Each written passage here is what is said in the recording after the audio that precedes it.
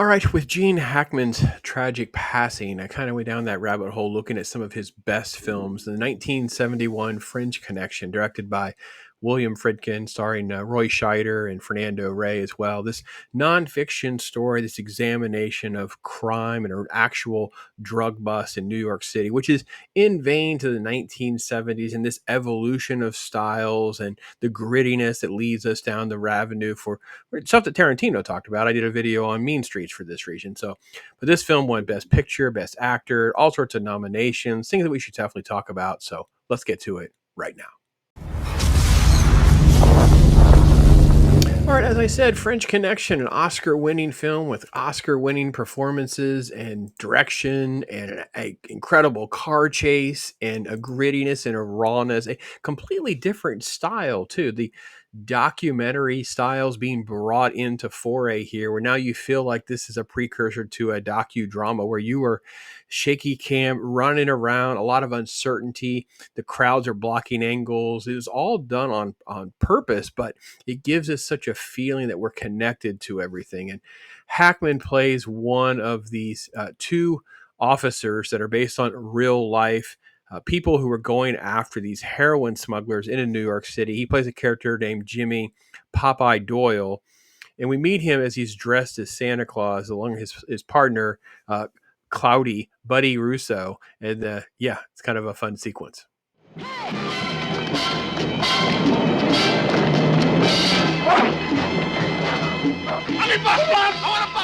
Obviously, Hackman running down the street in full Santa garb and then coming chase after this criminal. Then it comes into a good cop, bad cop scenario. We get our introduction to the characters in such a brilliant manner. This is definitely creating everything we need to know to understand more about both characters. Something that's really been lost with modern filmmaking, in that we didn't have to be told he's tough and gritty and will know and do anything to get his guy.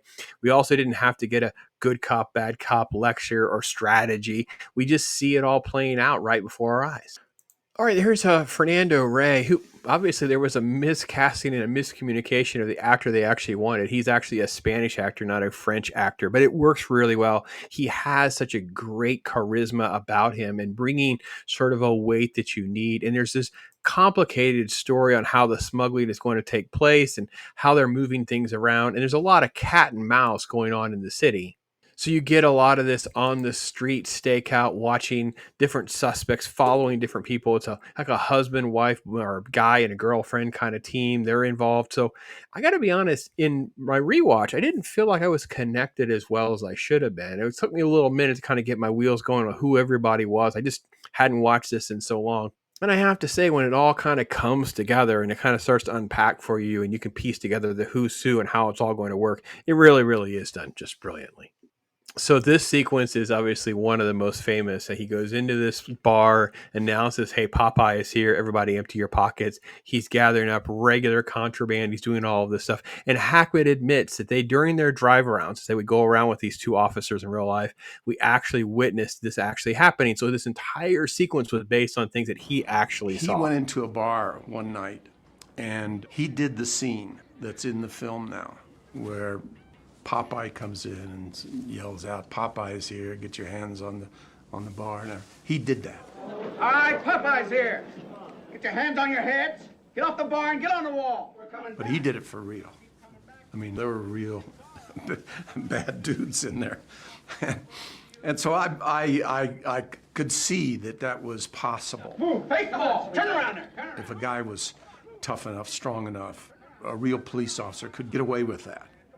Moreover, there is moments that are direct from their lives and their testimonies of things that actually happened. So this back and forth, tedious on again, off again subway between the two, the cat and mouse game is in full display here. And I will admit, I was kind of like, what is going on? Why is it so hard to kind of no? And then I went back, I heard this interview with Hackman. I went back to the filmmaker and I said, oh, this actually happened. So I gotta be honest, as weird as certain things might feel or sound, like it doesn't seem like the plot moves things in a certain way, have to admit a lot of this actually did happen.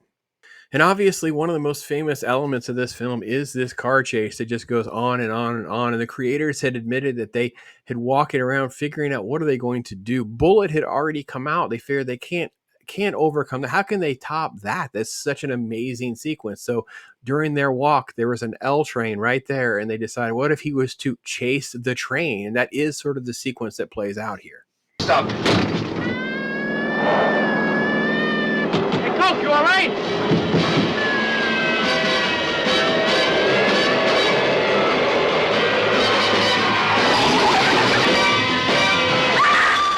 So you see different things in that clip. You find the fact that there's actually a train conductor. It was a real guy who was had to actually operate it because the city wouldn't let an actor do the part. There's actually another security officer in this sequence who gets shot. He is actually an actual employee of the L train who actually had like an acting card or whatever. But this was so authentically done. There's actually one of the car crashes was actually accident as well. And Hackman has talked about, as well as the creators talked about, hey, they had their stunt guys brought in. This is the different things that they did, choreographed. They didn't even have permits for some of these things. It's really quite extraordinary.